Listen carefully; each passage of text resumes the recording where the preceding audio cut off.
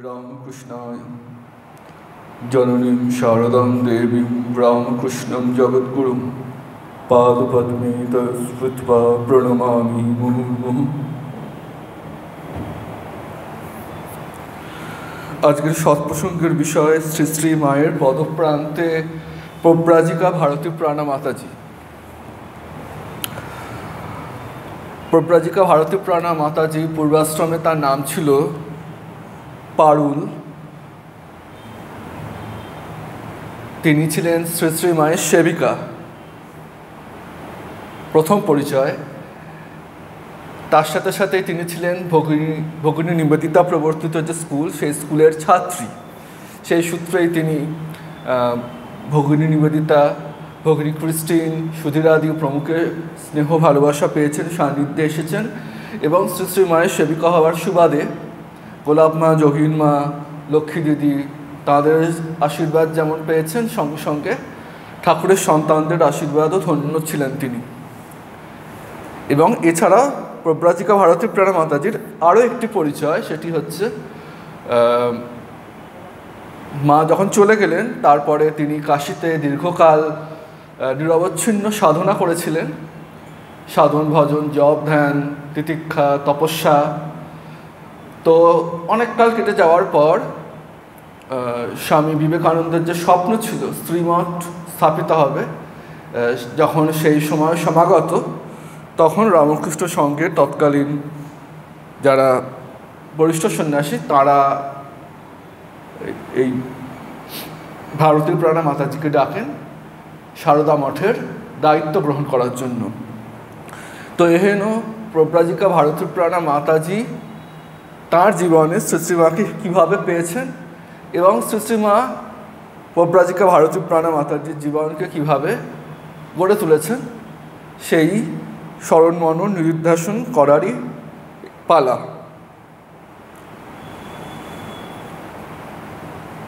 প্রব্রাজিকা ভারতী প্রাণা মাতাজির পূর্বাশ্রমের নাম ছিল পারুল।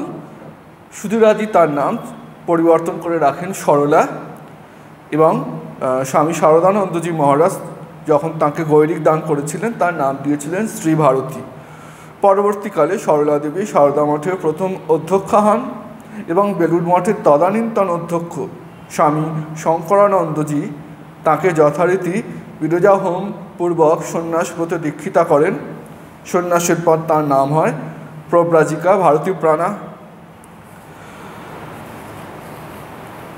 তাই কখনো কখনো ভারতী প্রাণা মাতাজি, কখনো কখনো সরলা দেবী, কখনো কখনো মা, এইভাবেই পাঠের মধ্যে তিনি উল্লিখিত হবেন।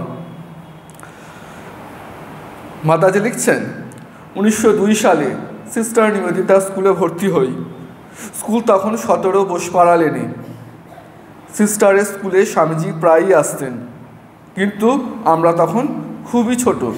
স্বাভাবিক, কারণ ভারতী প্রাণা মাতাজির জন্ম 1894 খ্রিস্টাব্দের জুলাই মাসে।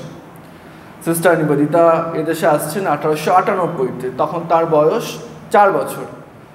আর স্বামীজি চলে যাচ্ছেন 1902-এ, মানে আরও 4 বছর গেলে 8 বছর। খুব স্বাভাবিক, তিনি ছোটই ছিলেন। তাই বেশি কিছু মনে নেই, শুধু খুব লম্বা চওড়া চেহারা আর বড় বড় চোখ দুটি বেশ মনে আছে। ওই বছর বোধহয় ঠাকুরের তিথি পূজার দিন সিস্টার আমাদের 10-12 জন ছোট মেয়েকে নিয়ে নৌকায় করে বেলুড় মঠে গিয়েছিলেন। আমরা সবাই স্বামীজিকে প্রণাম করি, এসব কথা খুবই অস্পষ্ট মনে আছে। তখন স্কুলে সন্ধ্যার পর শরৎ মহারাজ এসে মেয়েদের কাছে গীতাপাঠ করতেন। শরৎ মহারাজের তখন লম্বা দাড়ি। পুরস্ত্রীদের দালানে চিকের আড়ালে বসবার ব্যবস্থা ছিল। আমরা ছোটরা উঠানে বসতুম, সিস্টার আমাদের কাছে বসতেন। সবাইকে ঘোড়ার গাড়ি করে সিস্টার নিয়ে আসতেন। সিঁড়ির গায়ে ছোট জায়গাটিতে শরৎ মহারাজ বসে পাঠ করতেন। আমরা তো ঘুমিয়েই পড়তুম। সিস্টার কোলে করে আবার বাড়ি পৌঁছে দিয়ে আসতেন। যোগিন মা, গোলাপ মাকেও প্রায় স্কুলে দেখতে পেতুম। তাঁরা প্রায় রোজই বলরাম মন্দিরে আসতেন এবং ফেরার পথে সিস্টারকে দেখে যেতেন। সিস্টার সাষ্টাঙ্গে তাদের প্রণাম করতেন। তাঁরাও চিবুক ধরে সিস্টারকে আদর করতেন আর জিজ্ঞাসা করতেন, নিবেদিতা, তুমি কেমন আছো? এভাবেই একদিন সিস্টার আমাদের কজনকে নিয়ে শ্রীশ্রীমার কাছে গেলেন। সেই প্রথম মাকে দেখি। তিনি তখন বাগবাজার স্ট্রিটের ভাড়া বাড়িতে। আমরা প্রণাম করে বাইরে দাঁড়াই। সিস্টার মার কাছে বসে কথা কইতে লাগলেন। তারপর প্রসাদ নিয়ে ফিরে আসা। 1909 সালে মা উদ্বোধন বাড়িতে আসেন। তখন সিস্টার একদিন মাকে স্কুলে নিয়ে এসেছিলেন। সেদিন সিস্টারকে কি আনন্দিতই না দেখেছিলুম। ছোট বালিকাটির মতো চারিদিকে ছুটোছুটি করে স্কুল বাড়ি সাজিয়েছিলেন। তখন মাঝে মাঝে আমাদের মার কাছে নিয়ে যেতেন। আমরা তখন কিছুই জানতাম না, বুঝতাম নাও বটে। তবু সিস্টারের সঙ্গে ঘোরা আর মার কাছে যাওয়া এসব খুব ভালো লাগতো। স্কুলের ওপর ভীষণ টান হয়েছিল। স্কুল ছেড়ে বাড়ি যেতে ইচ্ছে করতো না। বড় হবার সঙ্গে সঙ্গে টান যেন বাড়তে লাগলো। যখন সুধীরাদি এলেন তখন আমরা একটু ওপরের ক্লাসে। তিনি আমাদের খুব ভালোবাসতেন। আমাদেরও তাঁর ওপর অদ্ভুত ভালোবাসা পড়েছিল। সকলের মধ্যে ধর্মভাব জাগিয়ে দেবার চেষ্টাটা সুধীরাদির খুব ছিল। আমার বাড়ির নাম ছিল পারুল। সুধীরাদি নাম বদলে সরলা রাখলেন। সুধীরাদি মাঝে মাঝে আমাকে শ্রীশ্রীমার কাছে নিয়ে যেতেন। সেই বছর, এটা 1911 সালের কথা বলছেন, সেই বছর পুজোর ছুটিতে 1911 সালের 13ই অক্টোবর সিস্টার নিবেদিতা মারা যান। সুধীরাদির ভীষণ লেগেছিল। তিনি খুব অসুস্থ হয়ে পড়লেন। পূজনীয় স্বামী প্রজ্ঞানন্দ তখন উদ্বোধনে। একদিন আমাকে বললেন, শ্রীশ্রীমাকে একদিন দেখে এসো। তিনি সব ব্যবস্থা করে দিলেন। ডাক্তার দুর্গাপদবাবু শ্রী মাকে দেখতে যাবেন। তাকে বলে দিলেন তিনি যেন যাবার পথে তাঁদের গাড়িতে আমাকে তুলে নিয়ে যান। আমি তাদের সঙ্গে উদ্বোধনে গেলুম। কিন্তু সেদিন মার বলরাম মন্দিরে নিমন্ত্রণ ছিল। তিনি যখন ফিরলেন তখনই আবার আমরা বাড়ি ফিরব, তাই কথাবার্তা কিছুই হলো না। মাও খুব দুঃখ করে বলতে লাগলেন, তাই তো মা, তুমি এলে আর বসে দুটি কথা কইতে পেলুম না। খুব সস্নেহ আশীর্বাদ করলেন। সেবার বেলুড় মঠে পুজোয় পূজনীয় বাবুরাম মহারাজ মাকে নিয়ে গিয়েছিলেন। সুধীরাদি পুজোর পর পুরী যাবেন ঠিক করলেন। পুজোর কদিন মার সঙ্গে মঠে ছিলেন। একাদশীর দিন ফিরে এসে ত্রয়োদশীর দিন পুরী রওনা হন। স্বামী প্রজ্ঞানন্দ একদিন এসে বললেন, মহাষ্টমীর দিন বেলুড় মঠে গিয়ে মাকে একবার নিশ্চয়ই প্রণাম করে এসো। আমার ভাগ্য মন্দ। মনে মনে ঠিক করেছিলাম ঝিয়ের সঙ্গে যাব, কিন্তু তার সেদিন ভীষণ হাঁপানি হয়েছে। যাওয়া না হতে হাপুস নয়নে কাঁদছি। সেই দিনটি কেবল কেঁদেই কাটিয়েছিলুম। মহাষ্টমীর দিন মাকে দর্শন করতে পেলুম না, মনে বড্ড লেগেছিল। কিন্তু রাত্রে খুব সুন্দর স্বপ্ন দেখলাম, যেন মঠে গিয়েছি আর মাকে প্রণাম করছি। পুজোর পরে কিন্তু আশাতীত আনন্দের সুযোগ এসে গেল। শ্রীমা কাশিতে গেছেন আর সুধীরাদির তখনও ছুটি ছিল। উনি আমাকে নিয়ে কাশি গেলেন। সঙ্গে নরেশদি, প্রফুল্ল মাসিমা আর বাণী ছিল। শ্রীমা লক্ষ্মী দত্তের বাড়িতে ছিলেন। আমরা রামাপুরার কাছে একটা বাড়িতে। সকাল বিকাল মার কাছে যাওয়া হতো। কালী পুজোর সময় মা কাশি ছিলেন। আমরা জগদ্ধাত্রী পুজোর পর গিয়েছিলুম। ওরা সব ঘুরে ঘুরে বেড়াতো। আমি বেশিরভাগ সময় মার কাছেই থাকতাম। ওর মধ্যে মার জন্মতিথি পড়েছিল। পৌষের শেষ দিকে আমরা কলকাতা ফিরলাম।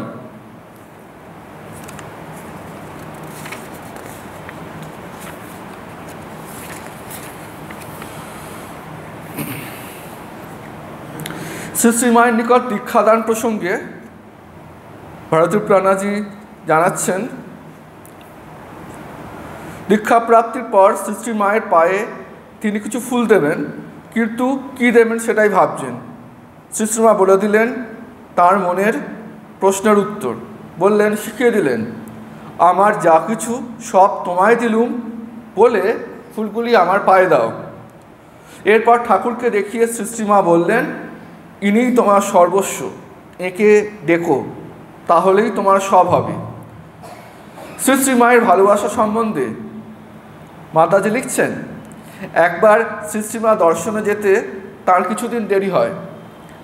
তো যখন গেছেন দেখেই মা তাকে বলছেন, কি মা এসেছো, অনেক দিন আসনি যে, তোমার জন্য কত ভাবছি।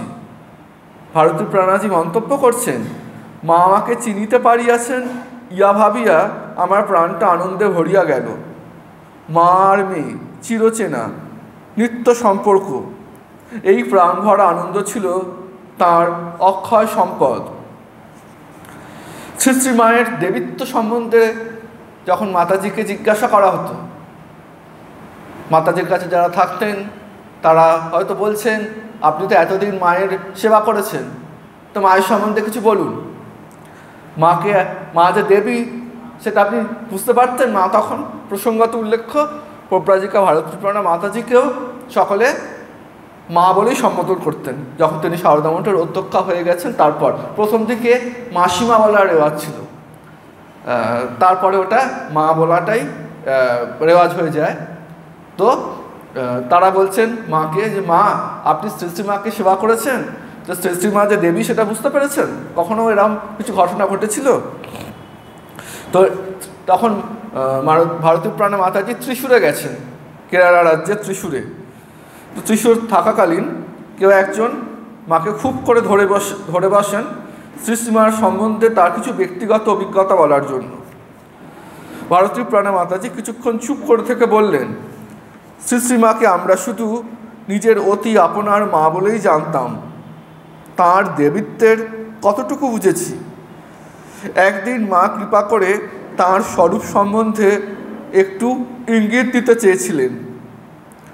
উদ্বোধনের বাড়িতে ছাদে মা যথারীতি চুল শুকাচ্ছিলেন। আমি একটা কাজে ওপরে গেছি, শ্রীমা আমাকে একটু ফুল তুলে নিয়ে আসতে বললেন। আমি ফুল নিয়ে ওপরে গেলে শ্রী শ্রীমা ইশারায় ওই ফুল তার পায়ে দিতে বললেন। তখন মার সমস্ত অবয়ব এত বড় দেখাচ্ছে যে আমি নিজের চোখকে যেন বিশ্বাস করতে পারছিলাম না। সেই স্বর্গীয় দৃশ্যে আমি অভিভূত হয়ে তার পায়ে ফুল দিয়ে সাষ্টাঙ্গে প্রণাম করলাম।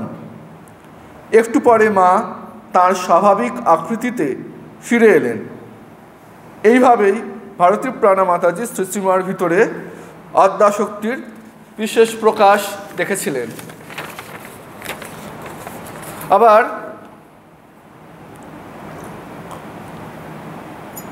ঠাকুর আর মা তো অভেদ, মায়ের কৃপা পাওয়া মানে ঠাকুরের কৃপা। তো ঠাকুরও বিভিন্ন সময় ভারতীপ্রাণা মাতাজিকে নিয়ন্ত্রণ করতেন, তার জীবনকে সবসময় করছেন, বিভিন্ন সময় ঘটনা বিশেষে সেটা আরও প্রকট হয়ে যেত। সেরকম একটি ঘটনা। তো শ্রাবণ সংক্রান্তি থেকে ভাদ্র সংক্রান্তি পর্যন্ত সকালে ফলভোগের সময় শ্রী শ্রী ঠাকুরকে ভিজে ছোলার সঙ্গে আদাকুচি নিবেদন করা হয়। একবার কোনো কারণে মাথা থেকে সরে গেছে সকলেরই, ওই আদাকুচিটা দেওয়া হয়নি। তো এবার পূজনীয় ভারতীপ্রাণা মাতাজি জপ করছেন, জপ করতে করতে তিনি হঠাৎ নেমে এলেন। নেমে এসে বলছেন বাকিদের, কি ব্যাপার বুঝতে পারছি না, জপে বসে মনের মধ্যে কেবল উঠছে আদা ছোলা আদা ছোলা। দেখা গেল সেদিন পয়লা ভাদ্র, সত্যি সত্যিই শ্রী শ্রী ঠাকুরকে আদা ছোলা নিবেদন করা হয়নি।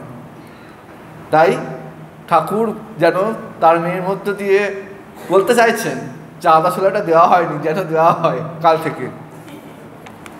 আবার এই ঠাকুর আর মা যে অভেদ, এরকম একটি ঘটনাও ভারতীপ্রাণা মাতাজির জীবনে আমরা দেখতে পাচ্ছি, যদিও ঘটনাটার মধ্যে একটু কৌতুক আছে। সেটি কীরকম?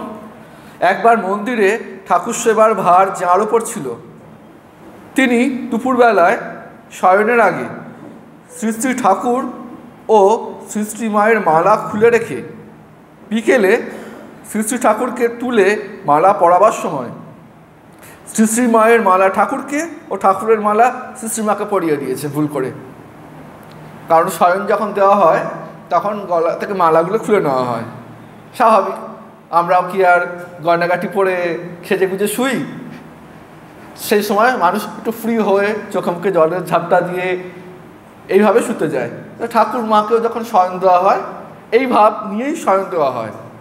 আবার তারা যখন শয়ন থেকে উঠে যান তখন তাদের রুমালের মধ্যে একটু গঙ্গা জল অগুরু ইত্যাদি দিয়ে মুছিয়ে, যদি এটা পট হয় সেক্ষেত্রে মুছিয়ে দিয়ে, আর যদি মূর্তি হয় সেক্ষেত্রে মূর্তিতে তো ওভাবে স্পর্শ করা হয় না, রুমালটি কাছে নিয়ে গিয়ে যেন পরিষ্কার করছি তাদের মুখমণ্ডল, এইভাবেই সেবা করা হয়।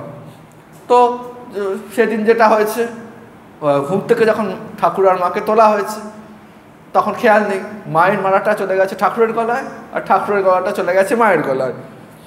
আর যিনি পূজারী ছিলেন, পূজারী বলতে পূজারী নয়, এটা তো সারদা মঠেরই কথা হচ্ছে, তিনি একটু চিন্তিত বোধ করেছেন, এই রে একটা ভুল হয়ে গেছে, কি করা যায়। তখন ভারতী প্রাণা মাতাজির কাছে গেছেন, প্রেসিডেন্ট মাতাজির কাছে গিয়ে তিনি বলছেন, তার সংশয় দূর করার জন্য তিনি বলছেন, এরকম করে ফেলেছি তো কি করা যাবে, ভুল হয়ে গেছে একটা বড়। তো ব্যাপারটা শুনে ভারতী প্রাণাজির মানে রেসপন্স কী হলো, যেই মুহূর্তে তার কানে গেল তিনি সঙ্গে সঙ্গে বলে উঠলেন সকৌতুকে, এই নিয়ে এত ভাবছো কেন গো, ওরা কি মালা বদল করেননি, জানবে ওদের মধ্যে কোনো ভেদ নেই। এবং শ্রী শ্রী মায়ের ওপর তার ছিল খুব নির্ভরতা এবং ভালোবাসা। তো বিশেষ একটি দিনের কথা উল্লেখ করা হচ্ছে। তো সারদা মঠের গঙ্গার ঘাটে সিঁড়ির উভয় পার্শ্বের প্রস্তর ভগ্নপ্রায় অবস্থা, অবিলম্বে সংস্কার কার্যের প্রয়োজন, অথচ কাজটি ব্যয়সাধ্য। স্মরণ করা যায় এই কাজে বেলুড় মঠের ট্রাস্টি স্বামী নির্বাণানন্দজি মহারাজ, পরবর্তীকালে তিনি ভাইস প্রেসিডেন্ট হয়েছিলেন, নানাবিধ পরামর্শ দিতেন ও নানাভাবে সাহায্য করতেন। ওই সময়ই একদিন প্রব্রাজিকা শ্রদ্ধা প্রাণা মাতাজি, মানে উনিও পরবর্তীকালে সারদা মঠের প্রেসিডেন্ট হয়েছিলেন, ভারতীয় প্রাণা মাতাজির পরে পূজনীয় অক্ষর প্রাণা মাতাজি, তারপরে পূজনীয় শ্রদ্ধা প্রাণা মাতাজি প্রেসিডেন্ট হয়েছিলেন, এবং অক্ষর প্রাণা মাতাজি, শ্রদ্ধা প্রাণা মাতাজি, মুক্তি প্রাণা মাতাজি, ভক্তি প্রাণা মাতাজি আরও ছিলেন। এরা হচ্ছেন একদম প্রথম যে ব্যাচ, প্রথম যাদের দেখে সন্ন্যাস দেওয়া হয়েছিল তাদের মধ্যেই এরা ছিলেন, এবং তাদের লিডার ছিলেন অবশ্যই ভারতী প্রাণা মাতাজি। তো শ্রদ্ধা প্রাণা মাতাজি খুব মানে যখন তিনি সঙ্ঘে আসেননি তার আগে উনি খুব বিদুষী নারী ছিলেন, অত্যন্ত উচ্চশিক্ষিতা, প্রচণ্ড তপস্যাপূর্ণ জীবন, এবং তার সাথে সাথেই খুব কৌতুকও ছিল তার মধ্যে। তো শ্রদ্ধা প্রাণা মাতাজি গিয়ে ভারতীয় প্রাণা মাতাজিকে বলছেন, তখন শ্রদ্ধা প্রাণা মাতাজি নিবেদিতা স্কুলে থাকতেন, সেখান থেকে এসছেন, এসে বলছেন যে মা অনেক টাকার দরকার। কেন বলছেন, ওই গঙ্গার পোস্তা ওখানে বাঁধাতে হবে, মা অনেক টাকার দরকার, আপনার মাকে বলুন, মানে এবার বলছেন দ্বিতীয় মা হচ্ছে সারদা মা, আপনার মাকে বলুন টাকা জোগাড় করতে। তখন ভারতী প্রাণা মাতাজি একটু গম্ভীর হয়ে গেলেন, গিয়ে বলছেন, দেখো মার কাছে যদি টাকা চাও তো টাকাই পাবে, আর কিছু পাবে না। আর প্রব্রাজিকা শ্রদ্ধা প্রাণা মাতাজি ছিলেন খুব প্রত্যুৎপন্ন মতিত্ব ছিল ওনার, উনি সঙ্গে সঙ্গে বলেছেন, হাত জোর করে বলছেন, আমাদের টাকার দরকার নেই, আপনার মাকে বলুন তিনি যেন মা গঙ্গাকে সামনে রাখেন। এরকম আরেকটি ঘটনা এই প্রসঙ্গে আসার আগে বলি, এই শ্রদ্ধা প্রাণা মাতাজির কৌতুকপূর্ণ যে জবাবের প্রসঙ্গই মনে পড়ছে। এটা অপ্রাসঙ্গিক হলেও প্রাসঙ্গিক এই অর্থে, কারণ ঠাকুর বলতেন আমি শুক্র সন্ন্যাসী হব না, রসে বসে থাকবো, ওরা সব আনন্দে পূর্ণ থাকতেন সবসময়, সেই পরম্পরা সেই লেগাসি তো চলছে। তো একবার শ্রদ্ধা প্রাণা মাতাজি কোথাও একটা বাইরে গেছেন বক্তব্য রাখতে, ভক্ত সম্মেলনে সম্ভবত। তো ওনার যে নাম তার ইংরাজি কী হবে, SHRADDHPRAN, এইভাবে লেখা আছে নামটা। অনেক ক্ষেত্রে তো কার্ডে নাম লেখা থাকে ইংরাজিতে, যিনি অ্যানাউন্স করছেন নামটা, ওটা অ্যানাউন্স করেছেন শ্রাদ্ধ প্রাণা, SHRADDH। এই ঘটনাটা এবার যখন উনি ফিরে এসছেন রসিয়ে রসিয়ে বর্ণনা করবেন, তখন পূজনীয়া মোক্ষ প্রাণা মাতাজি প্রেসিডেন্ট, তৎকালীন প্রেসিডেন্ট, এবং পূজনীয়া মুক্তি প্রাণা মাতাজি তৎকালীন জেনারেল সেক্রেটারি, তাঁরা দুজনে আছেন। সেই ছদ্ম গাম্ভীর্যে বলছেন শ্রদ্ধা প্রাণা মাতাজি, নিজেরা সব মোক্ষ আর মুক্তি সব নিয়ে বসে আছে, আমার জন্য শ্রাদ্ধ রাখা হয়েছে। ওরা বুঝতে পারছেন না কি হয়েছে, লক্ষ্মী কি হয়েছে, ওনার নাম ছিল লক্ষ্মী।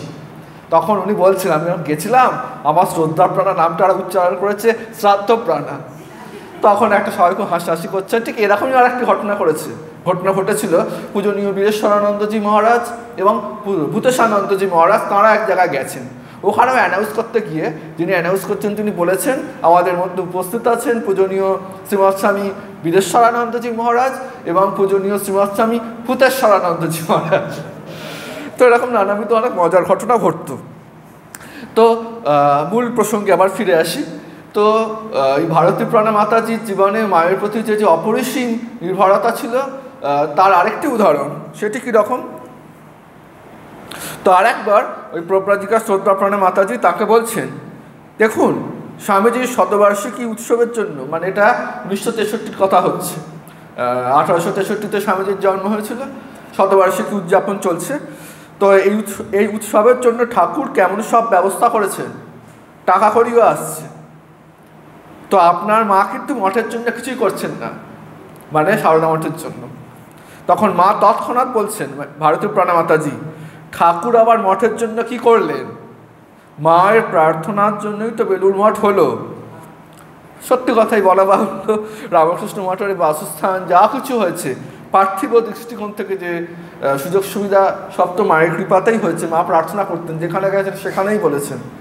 এবং মায়ের সেই প্রার্থনা তো শুধু রামকৃষ্ণ মঠ মিশনের জন্য সীমাবদ্ধ নয়, পরবর্তীকালে যখন সারদা মঠ হয়েছে, পরবর্তীকালে যখন ভাবপ্রচার কেন্দ্রের বিভিন্ন যে মন্দির ইত্যাদি হয়েছে, এই সব জায়গাতেই এই যে যেটুকু না হলে নয়, এটুকু হয়েছে একমাত্র মায়ের প্রার্থনার জন্যই, এটুকু হচ্ছেও মায়ের প্রার্থনার জন্যই, ভবিষ্যতে যুগ যুগান্তর ধরে হবে মায়ের প্রার্থনার জন্য এবং তার সাথে সাথে মায়ের আশীর্বাদেই। মা প্রার্থনা করছেন কাকে? নিজেকেই করছে। লোকবাত্তু লীলা কৈবল্যম কথা আমাদের ব্রহ্মসূত্রে আছে। তারা যখন মানুষ হয়ে আসে তারা লোকবৎ লীলা করেন। মা অরিজিনালি প্রার্থনা করছেন মায়ের কাছে। মাই তো তিনি স্বয়ং আদ্যাশক্তি।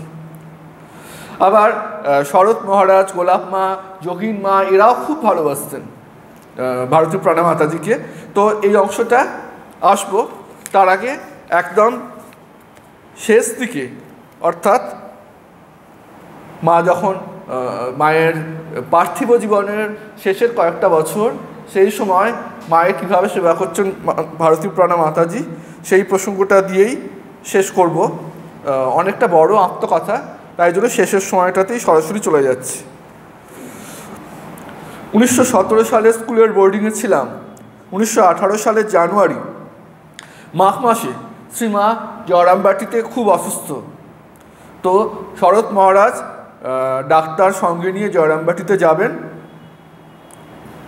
সুধীরাদিকে খবর পাঠালেন, সরলাও আমার সঙ্গে চলুন, শ্রীমার সেবা করবে। প্রসঙ্গত উল্লেখ্য, শরৎ মহারাজ এদের ব্যবস্থাপনাতেই মায়ের সেবিকা সরলা ওই নার্সিং শিখেছিলেন। সেবার যে ব্যাকরণগত ব্যাপার আছে কিছু, শুধু ভাবের সেবা তো ছিলই আগে থেকে, ব্যাকরণগত ব্যাপারগুলো তিনি শিখেছিলেন। সুধীরাদিকে খবর পাঠালেন, সরলাও আমাদের সঙ্গে চলুক, শ্রীমার সেবা করবে। আমরা তখন 50 নম্বর বাড়িতে। সুধীরাদি আমাকে তখনই তৈরি হতে বললেন। রাত্রে গাড়িতে যোগীন মা, গোলাপ মা, 2জন ব্রহ্মচারী, 2জন ডাক্তার আর আমাকে নিয়ে শরৎ মহারাজ জয়রামবাটি রওনা হলেন। শ্রীমা একটু ভালো হতে তাঁরা সবাই চলে এলেন, কিন্তু আমি রইলুম জয়রামবাটিতে। মহারাজ আমাকে বললেন, তুমি ফাল্গুন মাসে মাকে নিয়ে যেও। কিছুদিন পর আবার কলকাতা থেকে চিঠি লিখলেন, কি হলো, ফাল্গুন মাসের অর্ধেক হয়ে গেল, মাকে নিয়ে আসছো না কেন? মানে শরৎ মহারাজও মাঝে মাঝে ব্যাকুল হয়ে যেতেন। এক হচ্ছে মায়ের একটু চেঞ্জ দরকার, সেটা তো আছেই, তার সাথে সাথে মা যদি উদ্বোধনের বাড়িতে আসেন, মাকে কেন্দ্র করে আবার কলকাতায় আনন্দের হাট বাজার বসবে। তো শ্রীমা বললেন, লিখে দাও মা, এখন তো ভালো আছি, আর কলকাতা যাব না। তাই লিখে জানাতে মহারাজ আবার লিখলেন, মার একটু চেঞ্জে যাওয়া ভালো। মা গিয়ে কিছুদিন কোয়ালপাড়ায় থাকলে শরীরটা ভালো হতে পারে। কোয়ালপাড়ায় যাওয়ার কথা শুনে মা বেশ খুশি হলেন। চৈত্র মাসে কোয়ালপাড়া যাওয়া হলো। মা ওখানে খুব আনন্দে ছিলেন, আমাদেরও খুব আনন্দ। একদিন খুব শিলাবৃষ্টি, আমরা শিল কুড়িয়ে খেলুম। শ্রীমাও আমাদের কাছে চেয়ে নিয়ে শিল খেয়েছিলেন খুব আনন্দ করে। রাত্রে আমার একেবারে 105 ডিগ্রি জ্বর হলো। দু একদিন খুব জ্বর, তারপর কমলো। আহার জল সাবু বা দুধ সাবু। শ্রীমা তো চিন্তায় সারা, কি হবে গো, ছেলের আবার জ্বর হলো। এখানে সম্ভবত মা ছেলে বলতে এখানে ছেলে ওইভাবে ভাগ করছেন না, সন্তান অর্থেই এটাকে মিন করছেন। আর নতুবা আর একটা হতে পারে, সেই সময় জ্বর আমবাটি ছিল ম্যালেরিয়ার বাসা একেবারে। বিভিন্ন সময় সাধু মহারাজরা বা ভক্তরা যারাই গেছেন, বিরজানন্দজি মহারাজ গিয়ে জ্বরে পড়েছিলেন সেই উল্লেখ আছে। হতে পারে অনেকেই জ্বরে পড়েছেন, সেই অর্থে একসাথে বলছেন। বা এটাও হতে পারে যে এক্ষেত্রে তিনি ছেলে সন্তান বা মেয়ে সন্তান ভাগ না করে ছেলে বলতে একেবারে সন্তানই বোঝাচ্ছেন। কি হবে গো, ছেলের আবার জ্বর হলো। তার দুদিন পর কিন্তু শ্রীশ্রীমার নিজেরও জ্বর এলো। প্রথমে বললেন পেটটা একটু খারাপ চলছিল, তাই এরকম জ্বর হয়েছে, জোলাপ নিলেই সেরে যাবে। কিন্তু জোলাপ নিয়েও জ্বর না কমায় এবং বেড়ে চলায়, কিছুতেই না সারায়। আমি বললুম শরৎ মহারাজকে তার করা হোক, মানে টেলিগ্রাম করা হোক। স্বামী কেশবানন্দ তাই করলেন, কিন্তু শ্রীশ্রীমাকে কিছু জানানো হলো না। কেন জানানো হলো না? মা চাইতেন সবসময় শরৎ মহারাজকে বিরক্ত না করতে। শরৎ মহারাজ বিরক্ত বোধ করতেন না, শরৎ মহারাজ তো একটু সেবা করার জন্য উৎগ্রীব হয়ে থাকতেন। তো মা বুঝতেন শরৎ মহারাজকে কি অপরিসীম পরিশ্রম করতে হয়, তাই আর তার উপর কোনো রকম যাতে ঝক্কি না হয় সেটা তো মনে মনে বলতেন, চাইতেন। সেই জন্য মাকে জানানো হলো না। কিন্তু জ্বরের ঘরে মা কিন্তু বারবার বলে যাচ্ছেন শরৎ এলো না, শরৎ এলো না। কিন্তু মা নির্ভরও করতেন শরৎ মহারাজের ওপর খুব।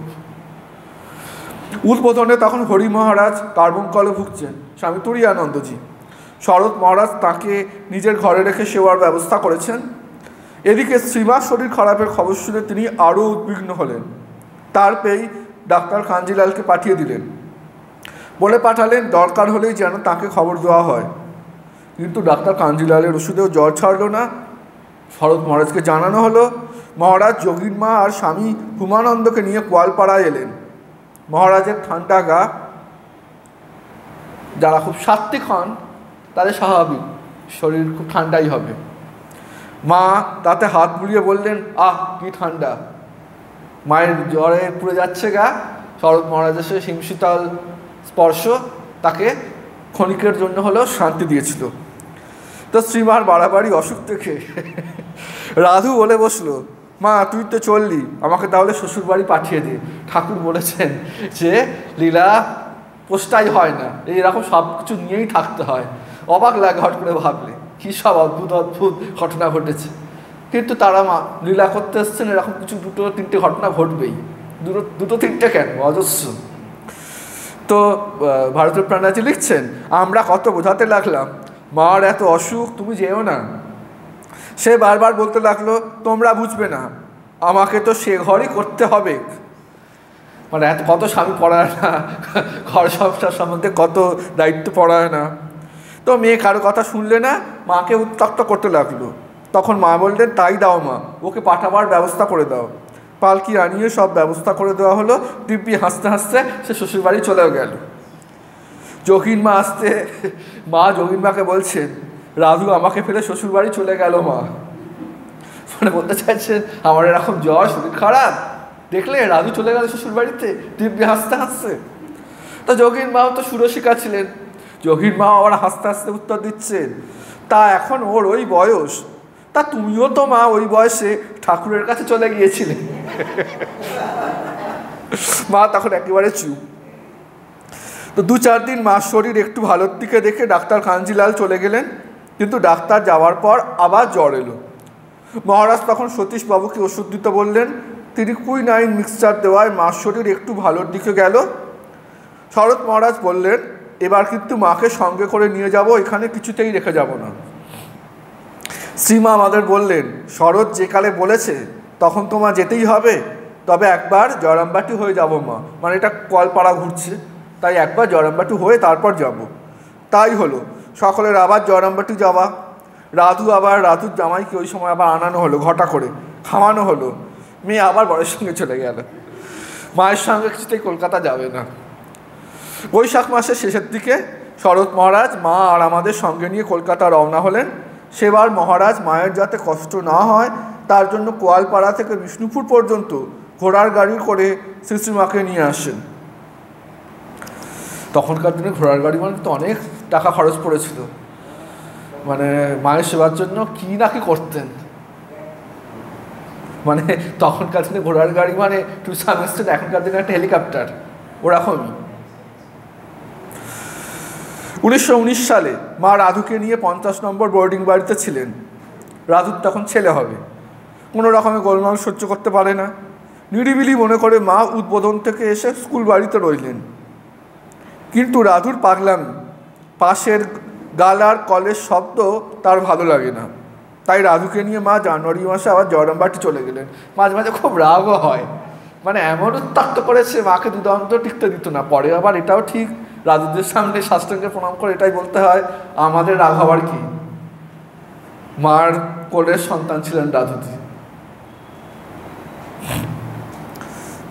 তো তখন আমাকেও রাধুর জন্য ওই সঙ্গে যেতে বলেছিলেন। সুধীরাদি বললেন, ওর তো ছেলে হতে এখনও দেরি আছে, সরলা কিছুদিন পরে যাবে। শ্রীমা চলে যাওয়ার পর সুধীরাদি আমাকে নিয়ে কাশী গেলেন। ওদের কথা দিয়েছিলেন কাশী সেবাশ্রমের মেয়েদের কাজের জন্য ব্যবস্থার চেষ্টা করবেন। আমি পাশ করে বেরিয়েছি, কিছু করা যায় কিনা দেখবার জন্য আমাকে কাশী নিয়ে গেলেন। তো এরকম চলছে। এই সময় ইতিমধ্যে শরৎ মহারাজের চিঠি এলো। মা রাধুর জন্য খুব চিন্তা করছেন, সরলা যেন চিঠি পেয়েই চলে আসে, জয়রামবাটি যেতে হবে। তো কাশী থেকে তাড়াতাড়ি চলে এলেন। পরদিনই কলকাতা চলে এলুম। আসবার আগে হরি মহারাজকে প্রণাম করতে গেছি। আমি মার কাছে যাচ্ছি শুনে তিনি তো একেবারে আনন্দে অনেক কথা বলতে লাগলেন। তুরি আনন্দজি বলছেন, মার কাছে যাচ্ছ, মা স্বয়ং মহামায়া, কি মহাশক্তি জগতে এসেছেন। যে মন আমরা তপস্যা করেও ওপরে তুলতে পারি না, মায়ের মন অহরহ সেখানেই আছে। মানে এরা তো এত উচ্চ মার্গের সাধক ছিলেন, মাকে ঠিক মায়ের কৃপাতেই মাকে বুঝতে পেরেছিলেন, চিনতে পেরেছিলেন কিছুটা হলেও। তাই তাঁরা যেন প্রতি মুহূর্তে স্মরণ করিয়ে দিচ্ছেন মাকে, এবং এটাও স্মরণ করিয়ে দিচ্ছেন তাদের যে তোমরা কত ভাগ্যবান এবং ভাগ্যবতী, কারণ একটা সময় মা চলে যাবে, তারপরে এই স্মৃতিগুলো নিয়েই তো গোটা জীবন কাটাতে হবে। এই স্মৃতিগুলোই তখন অনুপ্রেরণা দেবে। কোয়ালপাড়া তখন জমজমাট, মা সদল বলে আছেন, রাধু, নলিনী, মাকু, ভূদেবের বউ, পাগলি মামি। আমরা বেলা 10টায় পৌঁছে দেখি মায়ের জ্বর হয়েছে। আমাদের দেখেই বালিকাটির মতো বলতে লাগলেন, দেখো মা, জ্বর হয়ে পড়ে আছি, মাকু পোয়াতি, রাধু পোয়াতি, কী যে হবে। আমাকে দেখে খুব খুশি হলেন। রাধু গোলমাল সইতে পারত না, তাছাড়া বায়ু রোগ, কাপড় জামা গায়ে রাখত না। আশ্রম থেকে খানিকটা দূরে একখানা ঘর করা হয়েছে, সেখানে থাকে। রাধু, মানে এইটা হচ্ছে এখন জগদম্বা আশ্রম যেটা, রাধু আচ্ছা তারপরে রাধু গোলমাল সইতে পারত না, সেই জন্য জগদম্বা আশ্রম যেটা এখন সেইখানে ঘর করা হয়েছে, সেখানেই থাকছে। রাধু ঘরে শুতো, যামিনী আর নবাসনের বউ দাওয়াতে, আর বড়দা মহারাজরা দুজন বাইরে একটা তক্ত বসে পেতে তার উপর শুতেন। রাধুকে নামানো খাওয়ানো সবই করতে হতো, নানা রকম ঝামেলাও ছিল, কিন্তু তবুও যেন সারা বাড়িতে শ্রীমাকে কেন্দ্র করে একটা আনন্দের স্রোত বইত। মায়ের কাছে যেসব মেয়েরা আছেন তাঁরাও যেমন সব বালিকার মতো সরল। যোগীন মা বলতেন, সব যেন ঋষিকন্যা। 2-1 দিনের মধ্যে মায়ের জ্বর সারল। আমি আর বৈকুণ্ঠ ডাক্তার রইলুম। মাসখানেক পরে রাধুর ছেলে হলো। ইতিমধ্যে একদিন নলিনীদি ঝগড়া করে মাকু আর মাকুর ছেলে ন্যাড়াকে নিয়ে পালকি দেখে জয়রামবাটি চলে গেল। মানে এখন রাধু একটু ঠিক আছে, সব ঠিক থাকলে চলবে, আরেকজনের একটু ঢিলা হয়ে গেছে স্ক্রু, বলছে ঝগড়া করে নিয়ে চলে গেল। মাকুর সেখানে ছেলে হয়েছিল। রাধুর ছেলে যখন 3 মাসের, তখন আষাঢ় মাস। সুধীরাদি আমাকে কলকাতায় ফিরে যেতে লিখলেন। শ্রীমাকে চিঠির কথা বলাতে মা বললেন, সুধীরা যখন লিখেছে তখন তোমরা এসো মা। স্বামী হরানন্দ আর স্বামী শান্তানন্দ তখন কোয়ালপাড়ায় মাকে দর্শন করতে এসেছেন। মা তাদের ডেকে বললেন, তোমরা যাচ্ছ, এদেরকে সঙ্গে নিয়ে যাও। সেবার আমাদের আসবার সময় শ্রীমা এত কেঁদেছিলেন, মনে পড়লে এখনও যেন মনটা কীরকম করে ওঠে। মায়ের অত কান্না দেখে আমি কাঠ হয়ে দাঁড়িয়েছিলুম। বারবার আমাদের বলছিলেন, মা দেখে গেলে তো, শরৎকে বলো আমি কি অবস্থায় আছি। আমাদেরও খুব মন খারাপ হয়ে গিয়েছিল। এই যে মায়ের মুখ দিয়ে, শ্রীশ্রীমায়ের মুখ দিয়ে বেরোচ্ছে, শরৎকে বলে আমি কি অবস্থায় আছি, এর মানে কল্পনা করে নেওয়া যেতে পারে এটার থেকে 100 গুণ বেশি খারাপ অবস্থায় আছেন মা সচরাচর পারতপক্ষে বলতেন না এসব। বলছেন মানে কি সাংঘাতিক করুণ অবস্থাতেই ছিলেন। আমাদের চলে আসার মাসখানেক পরই মা জয়রামবাটি চলে গেলেন। তখন শ্রাবণ মাস। বর্ষাকালে শ্রীমাকে আবার ম্যালেরিয়া ধরল, প্রায়ই জ্বর হয়। শরৎ মহারাজ খবর পেয়ে ফাল্গুন মাসে গণেন মহারাজকে পাঠিয়ে মাকে কলকাতায় নিয়ে এলেন। যখন উদ্বোধনে এলেন তখন যোগিন মা বলেছিলেন, মায়ের ওই কঙ্কালসার চেহারা দেখে, কি মাকেই তোমরা নিয়ে এলে, যেন পোড়া কাঠ।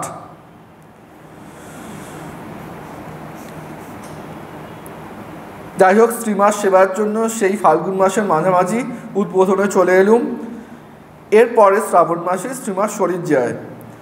দিনের পর দিন মায়ের শরীর খারাপের দিকে যেতে দেখে খুব কষ্ট হতো, কান্না পেত। একদিন মাকে খুব কেঁদে বলেছিলুম, আপনি চলে গেলে কিছুতেই থাকতে পারবো না। মা বললেন, যাবেই তো মা, আমার কাছেই তো যাবে, তবে আমার কিছু কাজ আছে, তা করে তারপর যাবে। শ্রীমার সঙ্গে তখন রাধু, তার ছেলে নলিনী, ছোটো মামি, এরা সবাই এসেছিল। ন্যাড়া মারা গেছে, তার স্মৃতি মনে পড়লে মার কষ্ট হবে বলে মাকু ও নলিনী কিছুতেই উদ্বোধনে থাকতে চাইল না। তাদের বলরামবাবুর বাড়িতে থাকার ব্যবস্থা হলো। মানে মাকে খুব ভালোবাসত। এটা নিজের থেকে বুদ্ধি খাটিয়ে বলছে, আমরা গেলেই মায়ের মনে পড়বে ন্যাড়ার কথা, সুতরাং যাব না। ওই তারপর মাঝে মাঝে মাথায় ভূত চাপতো, ভগবানের সংসার একটু এরকম হবে, শিবের সংসারে। মার তখন রোজই জ্বর আসছে। পরে ওই জ্বর কালা জ্বরে দাঁড়িয়ে গেল। আমি মাকে খাওয়ানো, তার বিছানাপত্র করা, নিয়মিত ওষুধ দেওয়া ইত্যাদি সেবা করতাম। নবাসনের বউও সাহায্য করত। শরৎ মহারাজ বড় বড় ডাক্তার এনে দেখালেন, কত রকম চিকিৎসা, শান্তি, সস্তা অনাদি করা হলো, কিন্তু কিছুতেই কিছু হলো না। কিন্তু মা দিন দিন আরও দুর্বল ও আরও রোগা হয়ে যেতে লাগলেন। মুখে অরুচি, কিছু খেতে পারেন না। আষাঢ় মাস থেকে একেবারে শয্যাশায়ী। এত শরীর খারাপ, তবু তখন একদিন আমার হাতের দিকে তাকিয়ে বললেন, সুধীরা কি সরু সরু 3 গাছা চুরি করে দিয়েছে, ভালো লাগছে না। আমি ভালো হয়ে তোমার হাতে 4 গাছা করে মোটা চুরি গড়িয়ে দেবো। আমি বললুম, সেসব হবে মা, আপনি তাড়াতাড়ি সুস্থ হয়ে উঠুন, তবেই আমাদের আনন্দ। কল ঘরে যেতেন। একদিন বলছেন, যদি একটা ছোট লাঠি পেতুম, তাইতে ভর করে বেশ চলতুম। পরদিন দেখা গেল ঘরের কোণে কি একখানি ছোট লাঠি রেখে গেছে, বেশ মাপ মতো। সেই লাঠিখানা নিয়ে মা কলঘরে যেতেন। দিনের মধ্যে 2-3 বার কেঁপে কেঁপে জ্বর আসছে, শরীর দুর্বল। একদিন মা নিজেই বললেন, এখন থেকে দেখছি আমাকে ঘরেই সব করতে হবে, আর উঠতে পারছি না। ঠাকুরকে এ ঘর থেকে অন্যত্র নিয়ে যাও, আর খাটখানা সরিয়ে ফেলে আমাকে মেঝেতে বিছানা করে দাও। ঠাকুরকে 3 তলায় নিয়ে যাওয়া হলো। সুধীরাদি ব্যবস্থা মতো নিবেদিতা স্কুল থেকে পালা করে মেয়েদের নিয়ে এসে মাকে বাতাস করতেন। তারা মাঝে মাঝে সারা রাত পালা করে বাতাস করত। শ্রীমা তখন মাকু, রাধু ও তাদের ছেলেদের কাছে আসতে দিতেন না। রাধুর কথা কেবলই বলতেন, ওকে দেশে পাঠিয়ে দাও। আমি একদিন বললুম, পাঠিয়ে দাও তো বলছেন, রাধুকে ছাড়া কি আপনি থাকতে পারবেন? মা খুব জোরের সঙ্গে বলে উঠলেন, খুব পারবো, মায়া কাটিয়ে দিয়েছি। আমি কোনো সময় রাধু মাকুর ছেলেদের কাছে নিয়ে গেলে বলতেন, সরলা ওদের নিয়ে যাও, সরিয়ে নিয়ে যাও, ওদের কেন এনেছো? একদিন শরৎ মহারাজকে ডেকে রাধু মাকুকে দেশে পাঠিয়ে দিতে বললেন। মহারাজ বললেন, মা আপনার এই অসুখের সময় ওদের পাঠিয়ে দিলে ওদের মনে খুব কষ্ট হবে, আর কিছুদিন দেখি। মা শুধু বললেন, পাঠিয়ে দিলে ভালো করতে, আর কিছু নয়। ওরা শেষ পর্যন্ত উদ্বোধনেই ছিলেন বটে, কিন্তু মায়ের ঘরে আর যেত না। তখন মায়ের কবিরাজি চিকিৎসা চলছে, তাঁর রান্না সব কাঠের জালে হতো। মার মুখে কোনো কিছু রুচি ছিল না। পোস্ত রোজ একটু খেতেন, আমরুল শাক পছন্দ করতেন। বেলুর মঠ থেকে রোজ আমরুল শাক আনা হতো। কবিরাজ বলেছিলেন, মায়ের যা মুখে ভালো লাগে তাই খেতে পারেন, দুধটা যত বেশি খান ততই ভালো, যতটা দুধ তাতে ততটা জল মেশাতে হবে, তারপর কাঠের জালে জল সব মরে যাবে, সেই দুধটা আমাকে খাওয়ানো হতো। বিছানার ওপর বালিশ উঁচু করে তাতে হেলান দিয়ে বসিয়ে কোলের ওপর একখানা তোয়ালে দেওয়া হতো, আমি বাটিতে থালা রেখে একটু একটু করে খাইয়ে দিতাম। আমি মাকে দুধ খাওয়াতুম আর থার্মোমিটারও দিতুম। মাঝে মাঝে দুধ কিছুতেই খেতে চাইতেন না, তখন ভারতী প্রাণাজি মাতাজি বলতেন, তবে মহারাজকে ডাকি। মহারাজ বলতে শরৎ মহারাজ। এটা বলাতেই শ্রীশ্রীমা ছেলে মানুষের মতো চুপ করে খেয়ে নিতেন। রাত 11টায় শেষ দুধ খেতেন। একদিন রাত্রে ভারতী প্রাণা মাতাজি দুধ খাওয়াতে গেছেন, মা বেঁকে বসেছেন, আমি দুধ খাবো না। কিছুতেই খাবেন না দেখে মায়ের সেবিকা বলছেন, তবে কি মা মহারাজকে ডাকবো? মা বললেন, ডাক তোর মহারাজকে, আমি খাবো না। এই কথাটা থেকেই পরিষ্কার বোঝা যাচ্ছে মা পারতপক্ষে শরৎ মহারাজকে ডাকতেন না। এখন যখন জোর করে ডাকছেন তার মানে অন্য কোনো উদ্দেশ্য আছে, সেটা তখন ওরা বুঝতে পারেননি যারা ছিলেন। তো পরিষ্কার বোঝা যাচ্ছে যে মা কোনো একটা বিশেষ কারণে শরৎ মহারাজকে ডাকতে, মানে কিছু কথাবার্তা বলবেন বা কিছু ঘটনা ঘটার বাকি আছে, সেই জন্যেই মা এইভাবে করাচ্ছেন। তো তখন সবাই শুয়ে পড়েছেন, মহারাজ তাঁর ঘরের একপাশের মাটিতে বিছানায় শুয়ে আছেন। আমি আর তাকে ডাকলুম না, কিন্তু মায়ের ঘরে ঢুকতেই মা বলছেন, কি ডাকলি না? তখন আমি আবার যাই। মহারাজের মাথার কাছে গিয়ে একটু খসখস শব্দ করতে তিনি ধর্মর করে উঠে বসেছেন। মানে এরা আবার অতন্দ্র রাত কাটাতেন বলা যেতে পারে, কখন কি দরকার পড়বে তখন উঠতে হবে। স্বামী ব্রহ্মানন্দজির সেবক ছিলেন স্বামী নির্বাণানন্দজি, সূর্যি মহারাজ, তার এরকম আছে। মানে প্রায় মানে ব্রহ্মানন্দজি মহারাজ, মানে এগুলো প্রসঙ্গে চলে আসছে, ওদের দয়ার শরীর, সারাদিন এত খেটেছে আর সূর্যিকে ডাকবো না। রাত্রিবেলায় তিনি আস্তে করে উঠছেন, বাথরুম যাবেন যাতে সূর্যির ঘুম না ভাঙে। তো ঠিক দেখেছেন সূর্যি মহারাজের ঘুম ভেঙে গেছে। তখন পরবর্তীকালে ব্রহ্মানন্দজি মহারাজ বলতেন যে আমার ঘুম ভেঙেছে আর সূর্যির ঘুম ভাঙেনি, এমনটি কখনো হয়নি। মানে এইরকম সেবা করেছিলেন বলে রাজা মহারাজ বলেছিলেন তোর ব্রহ্মজ্ঞান হবে। তো এটা এদের ক্ষেত্রে তো খাটেই, যারা পার্শ্বদ মহারাজদের বা মায়ের সন্তান ছিলেন, আর পার্শ্বদ মহারাজদের ক্ষেত্রে তো ভীষণভাবে খাটে। তখন খসখস শব্দ শুনেই তিনি উঠে দাঁড়িয়েছেন। তখন তিনি সব শুনে এলেন মায়ের ঘরে। মায়ের ঘরের মধ্যে প্রদীপ জ্বলছিল, বাইরে একটি হ্যারিকেন। মা বলছেন, কি শরৎ এলো? তখন সেবিকা বলছেন, হ্যাঁ মা, ওই তো আপনার মাথার কাছে দাঁড়িয়ে আছেন। মা, কই? এসো বাবা, কাছে এসো, বসো বলে নিজের খুব কাছটিতে বসতে বললেন। তারপর বলছেন, দেখো তো বাবা, এত রাতে তোমাকে তুলে কষ্ট দিলে তো ডাকতে কে বলেছিল? মানে আপাত মনে হবে পরস্পর বিরুদ্ধ, তো এর মধ্যে পুরো রহস্য আছে। তখন মহারাজ মায়ের গায়ে মাথায় কিছুক্ষণ হাত বুলিয়ে দেওয়ার পর খুব আস্তে আস্তে বললেন, মা এবার একটু খাবেন? মা তখন খাবো বলাতে বললেন, সওলা তবে খাইয়ে দিক একটু। তখন শ্রীশ্রীমা বলছেন, না ও খাওয়াবে না, ও খালি রাত দিন বলবে মা খাও মা খাও, আর বগলে কাঠি দাও, অর্থাৎ থার্মোমিটার, ওই দুটোই শিখেছি। আমি ওরাতে খাবো না, তুমি আমাকে খাইয়ে দাও। মহারাজের হাত দুটো তখন ঠকঠক করে কাঁপছে। শরৎ মহারাজ বুঝতে পেরেছেন কারণটা কি। একটা কারণ হচ্ছে শরৎ মহারাজের একটা অভিমান ছিল, কি যে মা তো খুব লজ্জা পরিপ্রতা ছিলেন, ওই জন্য ঘোমটা দিয়ে রাখতেন। তো শরৎ মহারাজ বলতেন, আমার কাছেও এতটা ঘোমটা দিতে হবে যেন আমি বেটির শ্বশুর। ওই অভিমানটা ভাঙানোর জন্য। এখন আর মায়ের ওইভাবে ঘোমটা নেই, একদম নিভৃত পরিবেশ, একদম ছেলে যেন সত্যিকারে মায়ের কাছে এসেছে।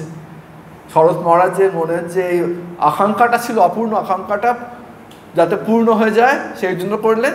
এই একটা কারণ। আর একটা কারণ ছিল, একবার মা কিছু খেতে চেয়েছিলেন এই সময়, সেটা তখন কবিরাজি বা ডাক্তারি নিয়ম মতো মানা ছিল। তখন শরৎ মহারাজ গিয়ে ওইভাবে তো বলবেন না মা এটা ডাক্তারবাবু মানা করেছে। শরৎ মহারাজ গিয়ে হাত জোর করে বলেছিলেন, মা আপনার ওইটা আমি একটু প্রসাদ চাই। মা দিয়ে দিয়েছিলেন। ওই যে শরৎ মহারাজের যে তাতে প্রচণ্ড মনে কষ্ট হয়েছিল যে মায়ের মুখ থেকে কেড়ে নিলাম খাবারটা, ওইটা পূরণ করতে হবে কীভাবে? শরতের হাতে খাবো। এই দুটো কারণ শরৎ মহারাজ বুঝতে পেরেছেন। ভারতপ্রাণা মাতাজি সেই মুহূর্তে না বুঝলেও পরে বুঝেছেন। আর শরৎ মহারাজ তো জানেন মাকে, সেই মহামায়া এত কৃপা করছেন, ওই জন্য শরৎ মহারাজ ঠকঠক করে কাঁপছেন। খাওয়াবেন কি? খুব নার্ভাস হয়ে পড়েছিলেন। আমি তখন ঠিক করেছি, মানে সেবিকা নিজে বলছেন, আমি তখন ঠিক করেছি যাই হোক আমি খাওয়াবো ওটা। মা যখন বলেছেন মহারাজই খাওয়াবেন, মা মহারাজের সামনে আমাকে এরকম করে বলাতে আমার মনে খুব দুঃখ হয়, যদিও মুখে হাসি ছিল। আমি হ্যারিকেনটা কাছে এনে ফিডিং কাপে দুধ ঢেলে দিলুম। মহারাজ একটু একটু করে মায়ের মুখে ঢেলে দিতে লাগলেন। তারপর বলছেন, মা একটু জিরিয়ে খান। সঙ্গে সঙ্গে মা বলছেন, দেখো দেখিনি কি সুন্দর কথা, মা একটু জিরিয়ে খান। এই কথাটি আর ওরা বলতে জানে না, ওটা কিছু একটা বলতে হবে তো তাই বলছে। মায়ের খাওয়া হলে মহারাজ মায়ের বিছানা ঠিক করে আস্তে আস্তে মশারি ফেলে গুঁজে দিয়ে বললেন, তবে আমি আসি। এবার মা বলছেন, এসো বাবা এসো। আহা বাছার আমার কত কষ্ট হলো, ওই তো ডেকে আনলে, এসো বাবা, দুর্গা দুর্গা। আগে এইটা আবার মাতাজিও লিখছেন সেটা, আগে মা মহারাজের সামনে এক গলা ঘণ্টা দিতেন, কখনো সামনে কথা বলতেন না। সেই জন্য শরৎ মহারাজের দুঃখ ছিল একটা, কিন্তু হেসে হেসেই বলতেন আমি যেন বেটির শ্বশুর। তাই মহারাজ পরবর্তীকালে বলেছিলেন, মা আমার মনের ওই ক্ষোভটুকু মুছে দেওয়ার জন্য আমার হাতে এভাবে সেবা নিলেন। পরদিন আমি মহারাজকে বললাম, মা মনে হচ্ছে আমার উপর একটু বিরক্ত হয়েছেন, আমি আর ওকে দুধ খাওয়াবো না বা থার্মোমিটারও দেবো না, আড়াল থেকে আমি সব গুছিয়ে দেবো। তখন শরৎ মহারাজ বলছেন, ভাত তো তোমাকেই খাওয়াতে হবে। তখন সেবিকা বলছেন, আমি হ্যাঁ ভাতটা খাইয়ে দেবো আর সব করব, কিন্তু শুধু দুধটা খাবো না। মানে কীরকম রাগ, মানে অভিমান যদি হয়েছে আমাদের অভিমানকে যাবই না, ওরাও নয়, দুধ নিয়ে বলেছেন তো দুধটা খাওয়াবো না আর সব খাওয়াবো। আর থার্মোমিটারটা নিয়েও কথা শুনিয়েছে মা, থার্মোমিটারটাও দেবো না। সেই দিনটা এইভাবে কেটে গেল। মা কিন্তু সব লক্ষ্য করছেন। পরদিন সকালে আমি মায়ের অন্য সব কাজ করে দিয়ে নবাসনের বউকে বললুম, কাপড়গুলো বড় ময়লা হয়েছে, আমি বোর্ডিং বাড়ি এগুলো দিয়ে আসি, ফিরে এসে মাকে ভাত খাওয়াবো। এদিকে আমি চলে যাওয়ার পরই মা নবাসনের বউকে জিজ্ঞাসা করছেন সরলা কোথায় গেল। আমি বোর্ডিংয়ে গেছি শুনে বলছেন, সরলা কি আমার ওপর রাগ করে চলে গেল? তখন সে বলেছে যে না না, রাগ করবে কেন, সরলাদি রাগ করেনি, সে তো কাপড় দিতে গেছে, ফিরে এসে আপনাকে ভাত খাওয়াবে বলেছে। তখন মা বলছেন, না সে আমার ওপর রাগ করেই চলে গেছে। তখন ভারতপ্রাণা মাতাজি যেই ফিরে এসেছেন তখন সে সঙ্গে সঙ্গে রিপোর্ট করে দিয়েছে, মা খুব উদ্বিগ্ন হয়েছেন, ভেবেছে তুমি রাগ করে চলে গেছো। তো সঙ্গে সঙ্গে সেবিকা গেছেন সরলা। মায়ের ঘরে ঢুকতেই মা আমাকে কাছে ডেকে বলছেন, তুমি আমার ওপর রাগ করেছো? রাগ করবো কেন মা? বলতেই মা বলছেন, তবে কেন আমাকে দুধ খাওয়াচ্ছ না, বগলে কাঠি লাগাচ্ছ না কেন? তারপর মা নিজেই বলছেন, আমি মা অসুখে ভুগে ভুগে কেমন হয়ে গেছি, কখন কি বলে ফেলি ঠিক নেই, আমার কথায় রাগ করো না মা। বলে উনি আমার মাথাটা বুকের ওপর নিয়ে আদর করছেন। আমি তখন খুব কাঁদছি, এবং এটা মা শুধু কথার কথাই বললেন। এই যে বলছেন না ভুগে ভুগে কেমন হয়ে গেছি, মার ভুগে ভুগে যাই হয়ে যান, লৌকিক ব্যবহারে এতটুকু কার্পণ্য কোনোদিন দেখা যায়নি। এটা উনি ওই শরৎ মহারাজের সাথে ওই বিশেষ কিছু ঘটনা আছে, সেইগুলোকে ঘটাবার জন্য ওরকম ডেকেছেন। এবার তারপরে নিজেই বুঝেছেন, তার জন্য আবার একে একটু কষ্ট দিয়ে ফেলেছি, ওই জন্য আবার একে ডেকে সরলাকে ডেকে আদর করছেন। মার একদম শেষ অবস্থা পর্যন্ত কোনো কার্পণ্য যায়নি। একবার একদম শেষ অবস্থার সাহিত্য আছেন, ওনার মাথার ঘোমটাটা একটু সরে গেছেন, কেউ দেখা করতে এসছে, সঙ্গে সঙ্গে সেবিকাকে বলছেন ঘোমটাটা ঠিক করে দাও। মানে একেবারে লৌকিক যে জ্ঞান, লৌকিক আচার আচরণে একদম শেষ সময় পর্যন্ত ঠিক ছিল। মা যে আর বেশি দিন নেই সেটা আমরা সকলেই বুঝতে পেরেছিলাম। গোলাপ মা, যোগিন মা চোখের জল ফেলেন আর বলেন, শান্তি সস্তায়ন সবই তো করা গেল মা, কোনো ত্রুটিই তো রইল না, কিন্তু কিছুই তো হলো না। চিন্তা করে করে গোলাপ মায়ের হার্টের অসুখ বেড়ে গেল। মা একদিন মহারাজকে ডেকে বলছেন, শরৎ, গোলাপ, যোগিন এরা সব রইল, এদের দেখো। শেষের দিকে একদিন হরিপ্রেম মহারাজ মায়ের জন্য জয়রামবাটির নতুন কুয়োর জল এনেছেন। সেই জল মার মুখে একটু দেওয়া হলো। হরিপ্রেম মহারাজ বলছেন, মা, কিশোরীদা আপনার ঘরের মেঝে সব সিমেন্ট করে দিয়েছেন, এরপর আপনি দেশে গেলে আর কোনো কষ্ট হবে না। মা বলছেন, কেন কিশোরী মাটি তুলে সিমেন্ট করতে গেল? মাটিই তো ভালো, এসব করার কি দরকার ছিল? কিশোরী কি মনে করেছে আমি আর সেখানে যাব? আমার আর সেখানে যাওয়া হবে না। শরীর যাওয়ার আগের দিন সকাল থেকেই মায়ের শ্বাসকষ্ট শুরু হয়। আমার আবার তার আগের দিন থেকে পেট খারাপ হওয়াতে শরীর যে এত দুর্বল, নড়বার শক্তি নেই। মহারাজ আমাকে তাঁর ঘরে বসেই মাছের ঝোল ভাত খেয়ে নিতে বলেছেন। এদিকে মার শ্বাসকষ্ট এত বাড়ছে যে তাঁর সে কষ্ট চোখে দেখা যায় না। একতলা থেকে তিনতলা সারা বাড়ি সেই শব্দ শোনা যাচ্ছে। আমি এই জায়গাগুলো স্কিপ করে যাচ্ছি, আমারও পড়তে ভালো লাগছে না।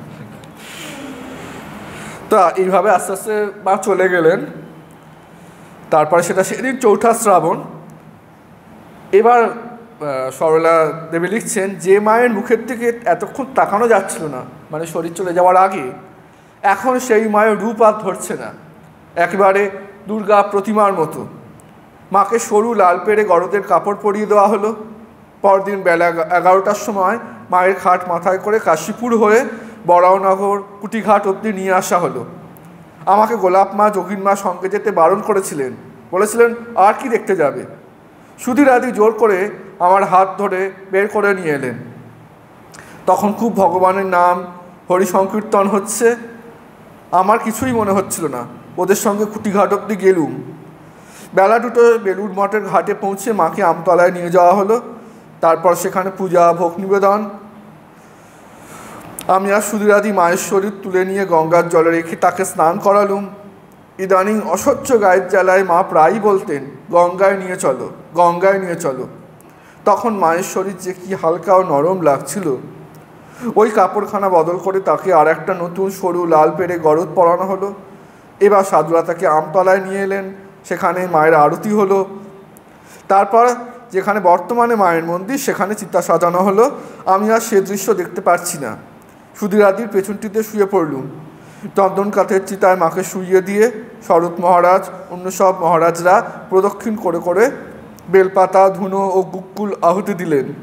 প্রবদ্যি জোর করে আমার হাত ধরে টেনে তুলে বললেন, একবার দেখো না, কি সুন্দর দেখাচ্ছে। দেখলুম আগুনের শিখা আকাশে ছুঁয়ে কত উঁচুতে উঠেছে। তখন তো এখনকার মতো ট্রাম বাসের সুবিধা ছিল না, তাই খুব বেশি ভিড় হয়নি। দাউ দাউ করে আগুন জ্বলছে। ওপারে তখন বৃষ্টি, কিন্তু এপারে বৃষ্টি নেই। এবং যখন চিতা অগ্নি প্রায় নির্বাপিত হয়ে আসছে, তখন বৃষ্টি এসে আগুনটাকে নিভিয়ে দিল, যেন দেবতারা অশ্রু বিসর্জন করলেন। এবং মহাপুরুষ মহারাজ বলেছিলেন যে যে সতীর দেহের বিভিন্ন অংশ বিভিন্ন জায়গায় পড়ে পড়ে সেখানে মহাপীঠ গড়ে উঠেছে, আর এখানে সতীর সমস্ত দেহটাই এখানে দাহ করা হলো। তাহলেই বোঝো যে বেলুড় মঠ কত বড় তীর্থক্ষেত্র। তো যোগীন মা, গোলাপ মা দুজনেই পরবর্তীকালে প্রাণ খুলে আশীর্বাদ করেছিলেন ভারতী প্রাণা মাতাজিকে। যোগীন মার কাছে একদিন কেঁদেছিলুম। ভারতী প্রাণা মাতাজি লিখছেন, মা চলে গেলেন, সুধীর আদি চলে গেলেন, আর ভালো লাগছে না, আমারও যেতে ইচ্ছে করছে। যোগীন মা বললেন, সে কি কথা গো, আগে ইষ্টলাভ হোক তবে তো যাবে। তোমার ইষ্টলাভ হোক, আমি আশীর্বাদ করি। গোলাপ মাও খুব আশীর্বাদ করেছিলেন।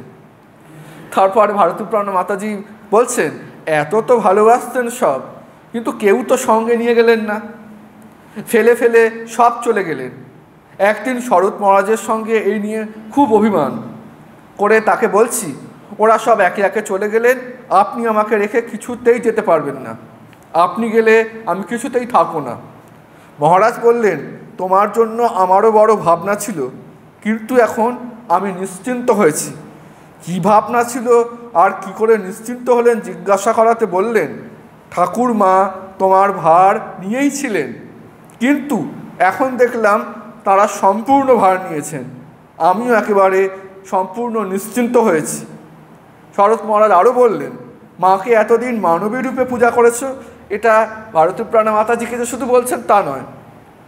হ্যাঁ, আমরা তো মানবী রূপে পূজা করতে পারিনি, তাই এই বক্তব্যের শুরুটা না হলেও এই বক্তব্যের শেষ দিকটা আমাদের সকলের জন্যই বটে। মহারাজ বলছেন, মাকে এতদিন মানবী রূপে পূজা করেছ, এখন তাঁর স্বরূপ জানবার চেষ্টা করো। মানব জন্ম পেয়েছ, শেয়াল কুকুরের মতো না মরে এমন মরা মরবে একটা দাগ রেখে যাবে, ভগবান লাভ করে তারপরে যাবে। প্রসঙ্গত উল্লেখ্য, বেলুড় মঠের যারা প্রাচীন সাধু ছিলেন তাঁরাও, যারা ভারতী প্রাণা মাতাজির থেকে বড় ছিলেন, তারা খুব স্নেহ করতেন, আর অন্যরা তাকে খুব শ্রদ্ধা ভক্তি করতেন। স্বামী বিশুদ্ধানন্দজি মহারাজ তাকে খুব স্নেহ করতেন। তাঁদের সামনে তাঁদের ব্যবহারটা সে পূর্বে সরলার মতোই ছিল। যখন প্রেসিডেন্ট হয়ে গেছেন ভারতী প্রাণা মাতাজি, সেই সময় স্বামী মাধবানন্দজি যখন রামকৃষ্ণ মঠ মিশনের সাধারণ সম্পাদক, জেনারেল সেক্রেটারি, তিনি তাকে অতিশয় সম্মান করতেন এবং অন্যান্য মঠবাসিনী যারা আছেন, অনুজা সন্ন্যাসিনী ব্রহ্মচারিণী সারদা মঠের, তাদের কাছে বলতেন, মা ঠাকুরের অন্তরঙ্গ সেবিকা, এ কি কম কথা? তোমরা কখনোই তাকে সামান্য মনে করবে না, তাঁর কাছ থেকে সব জেনে শিখে নেবে। প্রব্রাজিকা শ্রদ্ধাপ্রাণা মাতাজি, পূজনীয় শ্রদ্ধাপ্রাণা মাতাজি একবার ভারতী প্রাণা মাতাজিকে জিজ্ঞাসা করেছেন, আপনি এখনও কি মাকে দেখতে পান, অর্থাৎ শ্রী শ্রী মাকে? ভারতী প্রাণা মাতাজি উত্তর দিচ্ছেন, ঠিক এই প্রশ্নটাই আমি একবার শরৎ মহারাজকে করেছিলাম, অর্থাৎ শ্রী শ্রী মা চলে যাওয়ার পর পূজনীয় স্বামী শারদানন্দজি মহারাজকে এই প্রশ্নটা ভারতী প্রাণা মাতাজি, মানে তখন সরলা, এই প্রশ্নটি করেছিলেন। তো মূল কনভারসেশনে ফিরে আসি। শ্রদ্ধা প্রাণা মাতাজি বলছেন ভারতী প্রাণা মাতাজিকে, মা আপনি কি এখনও শ্রী শ্রী মাকে দেখতে পান? ভারতী প্রাণা মাতাজি, ঠিক এই প্রশ্নটাই আমি একবার শরৎ মহারাজকে করেছিলাম। শরৎ মহারাজ বলেছিলেন, যদি দেখতে না পাই তাহলে আমার এই শরীর থাকতো না। আর কিছু বললেন না। প্রব্রাজিকা শ্রদ্ধা প্রাণা মাতাজি লিখছেন, ব্যাপারটি আমি বুঝে নিলুম, অর্থাৎ কি না, ভারতী প্রাণা মাতাজিও শ্রীশ্রীমাকে দেখতে পেতেন তখনও, না হলে তাঁরও শরীর থাকতো না। ওটা তো নিজে বলবেন না, এদের সংযম এত উঁচু সুরে বাঁধা। ওই জন্য শরৎ মহারাজের সাথে যে ঘটনাটা ঘটেছিল সেইটাই বলে উল্লেখ করলেন। এবং এদের জীবন আমাদের শেখায় ভগবত তন্ময়তা কাকে বলে, ভগবত পরায়ণতা কাকে বলে, ভগবত নির্ভরতা কাকে বলে, সাধন ভজনের গুরুত্ব কী, সেই অংশটুকু দিয়েই শেষ করছি। ভারতী প্রাণা মাতাজি বলছেন, বৃন্দাবনে থাকার সময় লক্ষ লক্ষ জপ করতাম। এক্স্যাক্টলি লক্ষ জপটাকে কী বলে আমি জানি না, আপনারা যদি জানেন আমি জানি না, আমি তো বুঝতে পারিনি এখন লক্ষ জপটা কী করে হয়। অবশ্যই হয়, অবশ্যই হয়। রাতেও শুয়ে শুয়ে জপ করতাম, মানে বোঝাই যাচ্ছে অজপা জপ করতে হবে, নাহলে তো হবে না। বলছেন রাতেও শুয়ে শুয়ে জপ করতাম, কোনো কাজ ছিল না, রান্নার ঝামেলা ছিল না। দুপুর 11টার সময় মদনমোহন মন্দিরের সামনে থেকে মদনমোহনের ভোগ আসত, স্নান সেরে দিনে একবার সেই ভোগ খেতাম আর সারাদিন জপ করতাম। এই কথা বলেছিলেন। ভক্তদের বলতেন, জপ করতে বসে মনকে বলবে এখন আর কোনো কথা নয়, এখন শুধু ইষ্টের চিন্তা করতে হবে। সাধন না করলে কি ভগবানের দর্শন মেলে? বেশিক্ষণ হাঁটু মুড়ে বসা বা এককভাবে বেশিক্ষণ বসতে না পারা, এগুলো তো হবেই। এগুলোই হচ্ছে বাধা ভগবানের পথে যাবার। চেষ্টা করবে একাগ্রতা নিয়ে জপে বসতে। খুব যদি হাঁটু মুড়ে বসতে অসুবিধা হয় তাহলে শুয়ে শুয়ে জপ করবে, মানে সারাক্ষণ জপ করতে হবে, এই কথাই বলছেন ভারতী প্রাণা মাতাজি। তো শ্রী মায়ের পদপ্রান্তে প্রব্রাজিকা ভারতী প্রাণা মাতাজি সেখানে যা যা শিখেছিলেন, যেভাবে নিজের জীবন গড়ে তুলেছিলেন, সেটাও আমাদের কাছেও একটা আদর্শ স্বরূপ জীবন। এবং এরা শ্রী শ্রী ঠাকুর শ্রী শ্রী মায়ের চিহ্নিত সন্তান, তাদের কাজ করার জন্য এসছেন। ওদের অনুকরণ করা অসম্ভব, অনুসরণ করাও অসম্ভব। তবু একটা কথা আছে, ভালো জিনিস অনুসরণ করা ভালো এবং ভালো জিনিসের অনুকরণ করাও ভালো। তাই শ্রী শ্রী মা, শ্রী শ্রী ঠাকুর শ্রী শ্রী মা স্বামীজি মহারাজ, তাদের কাছে প্রার্থনা জানাই, প্রব্রাজিকা ভারতী প্রাণা মাতাজির কাছে প্রার্থনা জানাই, আমরাও যেন আমাদের জীবনকে ঠাকুর মা স্বামীজি ময় করে গড়ে তুলতে পারি। শ্রী শারদার্পণমস্তু।